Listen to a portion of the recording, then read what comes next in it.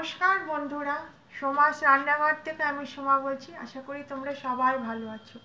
দেখো, আজকে আমি তোমাদের কাছে একটা শাকের রেসিপি নিয়ে এসেছি। তোমরা চেনো কিনা জানি না, আমাদের নর্থ বেঙ্গলের ফেমাস লাফা শাক। দেখো পাতাটা তোমাদের দেখাচ্ছি। এই দেখো, ভালো ভালো করে দেখো, লাফা শাকের পাতা। যারা চেনো না চিনে নাও। এরকম এটা খেতে ভীষণ সুস্বাদু হয়। বিভিন্ন জন বিভিন্ন রকম রান্না করে, কেউ ঝোল, কেউ ছাঁকা। আমি ভাজা করব আজকে। তো তোমরা সাথে থেকো। রসুন নিয়েছি, কাঁচা লঙ্কা নিয়েছি, কুচিয়ে পেঁয়াজ নিয়েছি। আশা করব তোমাদের লাফা শাকের রেসিপিটা তোমাদের ভালো লাগবে, আর তোমরা শেষ পর্যন্ত দেখবে। লাইক দিয়ে আমার ভিডিওটা দেখা শুরু করো বন্ধুরা।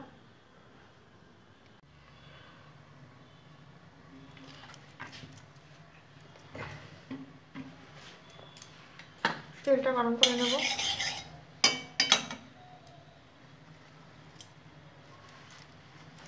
শুকনো লঙ্কা আমি ফাটিয়ে দিয়ে দিলাম। কালো জিরা ঘষে হাতে ঘষে দিয়ে দিলাম।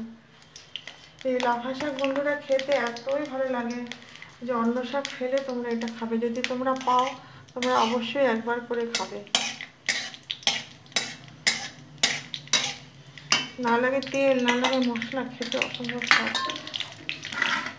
আমি রসুনগুলো থেতে করে রেখেছি, সব দিয়ে দেবো।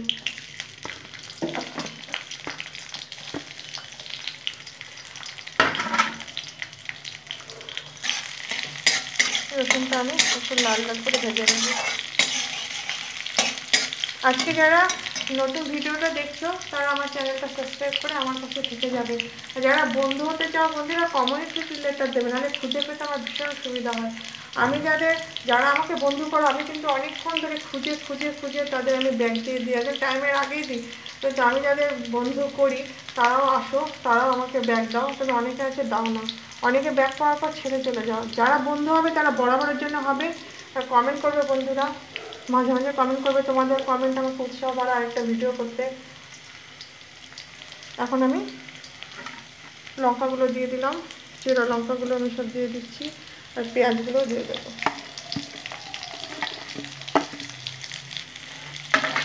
এটাও ভালো ভেজে নেব। তোমরা আমাকে ভালোবেসে সাপোর্ট করো, আমি তোমাদের ভালোবেসে সাপোর্ট করে যাচ্ছি বন্ধুরা। ঠিক আছে বন্ধুরা, এখানে আমি গোলমরিচ দেখো খেতে করে রেখেছি, দিয়ে দেবো। এসে আগে দেবে, তো অন্যরকম খুব টেস্টি একটা স্বাদ হবে। এখন আমি দেখো কি সুন্দর করে কুচিয়ে নিয়েছি লাফা শাকটা। শাক যত ভালো কুচানো হবে ততই তাড়াতাড়ি মরবে এবং খেতে ভালো লাগবে। ভালো করে ধুয়ে শাকটা কাটবে, আগে ধুয়ে নেবে।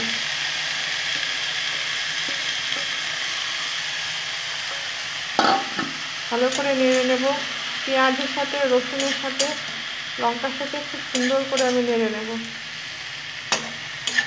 হাই হিটে আমি গ্যাসের ফ্লেমটাকে হাই রেখে খুব ভালো করে নাড়াচাড়া করে নেব শাকগুলোকে।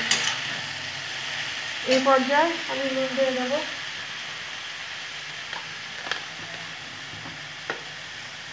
নুনটা বুঝে দিতে হয় যেহেতু শাকটা কম। নামমাত্র হলুদ দেব, খুবই কম হলুদ দেব।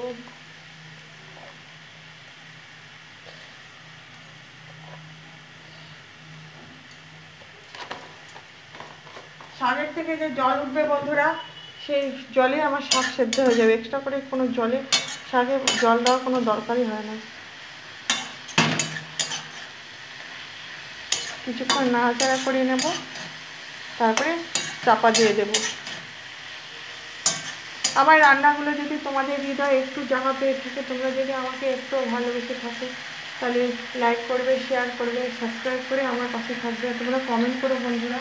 আমি যতটা সম্ভব, 2000 জন বন্ধু আছে 2000 উপরে, আমি তো সবাইকে একইভাবে কমেন্ট করতে পারি না, ভেটেট করে করে।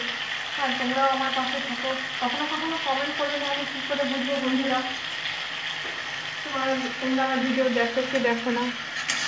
একটা উৎসাহ পাওয়া যায়। দেখো কি সুন্দর, এখনই দেখো কতটা মজে আছে।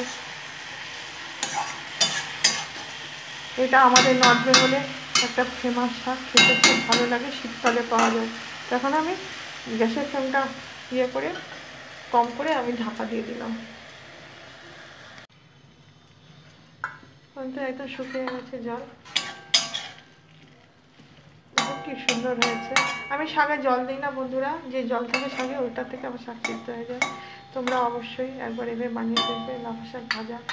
হ্যাঁ, একটু গোলমরিচের গুঁড়োও দিয়েছি, টেস্টটা খুব বেড়ে যাবে। এতক্ষণ তোমরা যে আমার ভিডিওটা দেখলে সেই জন্য আমি সকল বন্ধুকে ভেতর থেকে আন্তরিক শুভেচ্ছা ভালোবাসা জানালাম। তোমরা ভালো থেকো, সুস্থ থেকো। আবার অন্য কোনো রেসিপি নিয়ে তোমাদের মাঝে হাজির হবো। এটা হয়ে গেল, আশা করি তোমাদের আজকে লাফা শাকের রেসিপিটা ভালো লেগেছে।